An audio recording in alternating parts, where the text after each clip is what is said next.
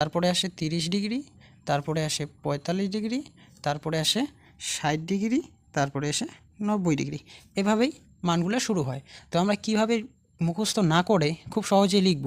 প্রথমত আমরা কি করব, যে প্রত্যেকটা মানের জায়গায় 0 থেকে শুরু করব। 0, 1, 2, 3, 4 এইভাবে লেখার পর প্রত্যেকটা সংখ্যাকে আমরা 4 দিয়ে ভাগ করব।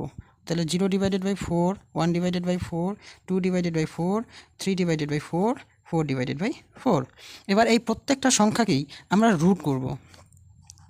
তো রুট দিলাম প্রত্যেকটাকেই, রুট দেওয়া শেষ। এবার হচ্ছে প্রথমে দেখো কোন সংখ্যাটাকে ভাগ করা যেতে পারে। যেমন এটাকে ভাগ করা যেতে পারে উপরেরটাকে 2 দিয়ে, যদি করি 2 অক্ষে 2, নিচে হবে 2 দুগুণ 4। ঠিক একই রকম এখানে 4 দিয়ে 4 একে 4, 4 একে 4, অর্থাৎ এখানে থাকলো 1। এবার হচ্ছে প্রথম যে মানটা লিখবো আমরা, প্রথম মানটা হবে সাইনের মান। তাহলে সাইন 0 ডিগ্রি মান কীভাবে লিখবো? তাহলে